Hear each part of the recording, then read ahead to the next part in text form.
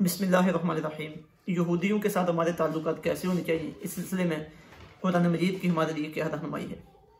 तो सबसे पहले तो ये बात हमारे पेश नजर रहनी चाहिए, बंदे मोमन उसका जिस किसी के साथ भी ताल्लुक है वो अल्लाह और अल्लाह के रसूल सल्लल्लाहु अलैहि वसल्लम की वजह से है और उन्हीं की रजा के लिए। सुनन अबू दाऊद शरीफ की हदीस नंबर 4681 में मेरे और आपके करीमा का सल्लल्लाहु अलैहि वसल्लम ने इरशाद फरमाया, मन अहब्ब लिल्लाह, जिसने अल्लाह के लिए मोहब्बत की, व अबग़ज़ लिल्लाह, और अल्लाह के लिए किसी से बुग़्ज़ रखा, व आता लिल्लाह, और अल्लाह ही के लिए किसी को दिया, व मना लिल्लाह, और अल्लाह ही के लिए किसी को कोई चीज़ देने से वो रुका रहा, फ़क़द इस्तकमल ईमान, तो उसका ईमान मुकम्मल हो गया।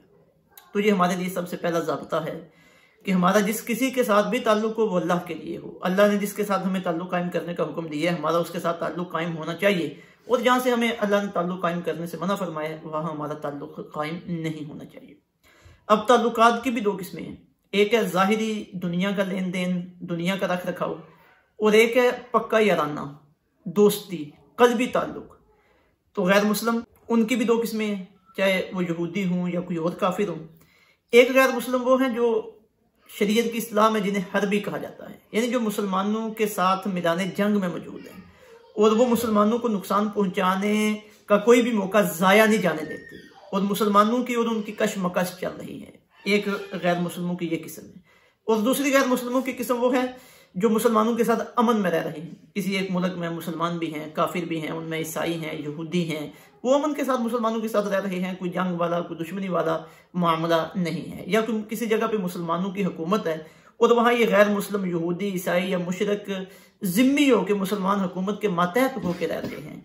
इन दोनों किस्मों के जो ताल्लुकात के शरई मसाइल हैं वो अलग अलग है। जहाँ मुसलमानों के साथ गैर मुस्लिम हालत जंग के अंदर हैं और मुसलमानों को नुकसान पहुंचाने के लिए हर लम्हा तैयार है, वहां तो उनके साथ हमारे कोई भी किसी किस्म के ताल्लुकात रखना जायज़ नहीं है। बाकी रह गया मामला जो पुर अमन गैर मुस्लिम है, चाहे वो यहूदी हों चाहे ईसाई हों, उनके साथ ज़ाहिरी दुनिया के लेन देन के मामला, दुनिया का रख रखाव इस हद तक तो जायज़ है, लेकिन उनके साथ गहरी दोस्ती लगाना, याराना लगाना, उन्हें अपना राजदार बना लेना, ये जायज़ नहीं है। ये सारी रहनुमाई कुरान मजीद की मुख्तलिफ आयात तय्यबात में और मुख्तलिफ सूरतों में मौजूद है। चंद आयात तय्यबात इस सिलसिले की आपकी खिदमत में रखते हैं। सूरह अल-मुम्तहिना की आयत नंबर 8 और आयत नंबर 9 में अल्लाह रब्बुल इज़्ज़त का इरशाद गिरामी है, ला यनहाकुमुल्लाहु अनिल लज़ीना लम युक़ातिलूकुम फ़िद्दीन व लम युख़रिजूकुम मिन दियारिकुम।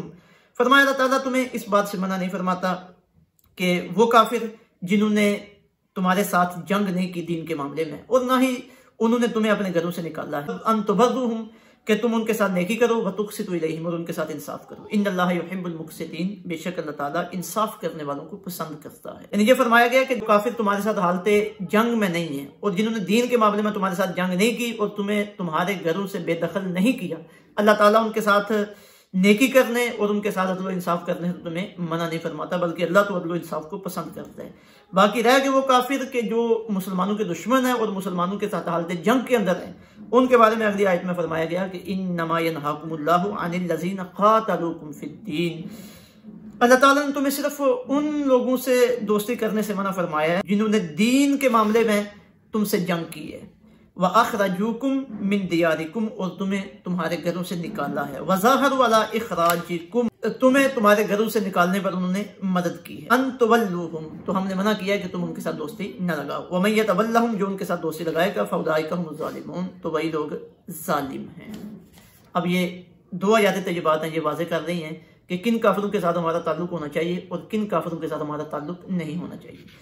अब रह गई दूसरी बात कि वो काफिर के जिनके साथ हमें ताल्लुक की इजाजत है, और वो इजाजत किस हद तक है, तो ये भी अल्लाह ताला ने वाज़ेह फरमाया। सूरह आल इमरान की आयत नंबर 118 में फरमाया, या अय्युहल्लज़ीना आमनू, ए ईमान वालो, ला तत्तखिज़ू बितानतम मिन दूनिकुम, काफिरों को अपना राजदार न बनाओ, ला यालूनकुम खबाला, वो तुम्हारी तबाही में कोई कमी नहीं छोड़ेंगे। यहाँ बितानतन का लफ्ज़ इस आयत तय्यबा में आया है और इसका मतलब है वो कपड़ा जो बंदे के जिस्म के साथ मुत्तसिल होता है, जैसे बुनियान हो गया। और चूंकि जो इंसान का गहरा दोस्त हो वो उसके राजों पर मुत्तले होता है, हर चीज उसके सामने होती है, तो फरमाया गया कि तुम काफिरों को अपना गहरा दोस्त न बनाओ, अपना राजदान न बनाओ कि तुम्हारी हर चीज उनके सामने आ जाए और फिर वो तुम्हारे लिए परेशानी का सबब बन जाए, तुम्हारे लिए मुश्किल का सबब बन जाए।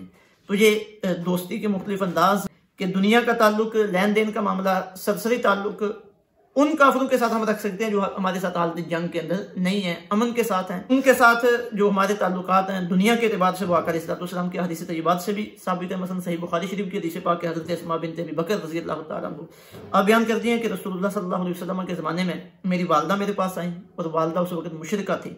तो मैंने आका अलैहिस्सलाम से पूछा कि मेरी वालदा मुसलमान नहीं है, तो क्या मैं इनके साथ सिला रहमी करूँ? तो आका अलैहिस्सलाम ने फरमाया हाँ, तो अपनी वालदा से सिला रहमी कर। इसी तरह बुखारी शरीफ की हदीस पाक हज़रत अब्दुर्रहमान बिन अबू बकर रज़ियल्लाहु ताला अन्हु आप फरमाते हैं कि हम नबी पाक सल्लल्लाहु अलैहि वसल्लम के साथ थे, तो एक लंबे कद वाला बिखरे बालों वाला मुशरिक आया, उसके पास एक बकरी थी। आका अलैहिस्सलाम ने फरमाया कि ये बकरी फरोख्त करोगे या हमें बतौर तोहफा दोगे? उसने अर्ज की कि मैं इसे फरोख्त करूंगा। तो आका अलैहिस्सलाम ने उससे वो बकरी खरीद ली। हज़रत अनस रज़ियल्लाहु ताला अन्हु फरमाते हैं कि मैं आका अलैहिस्सलाम के पास जौ की रोटी और चर्बी लेके गया। उस वक्त सूरत हाल ये थी कि आका अलैहिस्सलाम ने अपनी ज़िरा यहूदी के पास गिरवी रखी हुई थी। गिरवी रख के आपने उससे अपने आले खाना के लिए जो लिए थे, यानी लेन देन का मामला आका अलैहिस्सलाम ने उस यहूदी के साथ आपने किया हुआ था। तो दुनियावी एतबार से लेन देन के मामला जो सरसरी ताल्लुकात हैं, ज़रूरत के ताल्लुकात, वो पुरअमन काफिरों के साथ जायज़ हैं, चाहे वो यहूदी हों, वो ईसाई हों या मुशरिक हों। लेकिन जो गहरा ताल्लुक है, पक्का याराना और उन्हें राजदार बनाना, ये किसी भी हालत में हमारे लिए जायज़ नहीं है। कुरान मजीद की और भी बेशुमार आयत तय्यबात हैं, उन काफिरों के साथ हमें ताल्लुकात कायम करने से मना फरमाती हैं कि जो हमारे साथ हालत जंग के अंदर हैं। सूरह अल-मुम्तहिना की आयत नंबर 12 में अल्लाह रब्बुल इज़्ज़त का इरशाद गिरामी है, या अय्युहल्लज़ीना आमनू, ए ईमान वालो, ला ततवल्लव कौमन ग़ज़िबल्लाहु अलैहिम, उन लोगों से दोस्ती ना करो जिन पर अल्लाह ने गज़ब फरमाया। क़द याइसू मिनल आखिरा, बेशक वो आखिरत से मायूस हो चुके हैं। कमा याइसल कुफ़्फ़ारु मिन अस्हाबिल क़ुबूर, जैसे काफिर कब्र वालों से मायूस हो चुके हैं। सूरह अल-मुम्तहिना की आयत नंबर 1 में अल्लाह रब्बुल इज़्ज़त का इरशाद गिरामी है, या अय्युहल्लज़ीना आमनू, ऐ ईमान वालो, ला तत्तखिज़ू अदुव्वी व अदुव्वकुम औलिया, मेरे और अपने दुश्मनों को अपना दोस्त न बनाओ। तुल्कूना इलैहिम बिल मवद्दा, उनकी तरफ प्यार और मोहब्बत के पैगाम भेजते हो। वक़द कफ़रू बिमा जाअकुम मिनल हक़, हालांकि तुम्हारे पास आया है, यानी अल्लाह की तरफ से जो तुम्हारे पास हक का पैगाम आया, वो तो उसका इनकार करने वाले हैं। काफिर या यहूदी हूँ, ईसाई हूँ, जो हमारे साथ हालत जंग में हैं, उनके साथ हमारा किसी किस्म का ताल्लुक कायम करना शरीयत हमें इजाज़त नहीं देती। और जो पुरअमन है उनके साथ ताल्लुकात की नोयत है जो हमारे सामने वाज़ेह हो गई। अब रह गया मामला कि इसराइली यहूदी, उनके साथ हमारे ताल्लुकात की क्या नोयत होनी चाहिए, और पाकिस्तान ने इसराइल को तस्लीम क्यों नहीं किया? तो साफ सी बात है, कुरान पाक के अहकामात हैं, हमारे साथ हालत जंग के अंदर हैं। यानी अगर फ़लस्तीनी मुसलमानों के साथ वो हमारे हालत जंग के अंदर है, तो हमारे साथ भी वो हालत जंग के अंदर है। उनके साथ जो एक अरसे से उन्होंने जुल्म सितम बपा किया हुआ है, और फिर पूरी दुनिया में कोई भी ऐसा मौका जिसमें मुसलमानों को नुकसान पहुंचाया जा सके वो उसे मिस नहीं होने देते और मुसलमानों को नुकसान पहुंचाते हैं। और इस वक्त उनकी जो सूरत हाल है वो मुसलमानों के खिलाफ बहुत आगे तक पहुंच चुकी है। उनके नज़रियात है मुसलमानों के खिलाफ वो बहुत आगे तक पहुंच चुके हैं। तो इसलिए हमें गैर मुस्लिम वो किसी भी नौइयत के हों, उनके साथ ताल्लुकात बनाने से पहले कुरान मजीद के अहकामात में अपने पेश नज़र रखनी चाहिए। अल्लाह रब्बुल इज़्ज़त अमल की तौफीक अता फरमाए।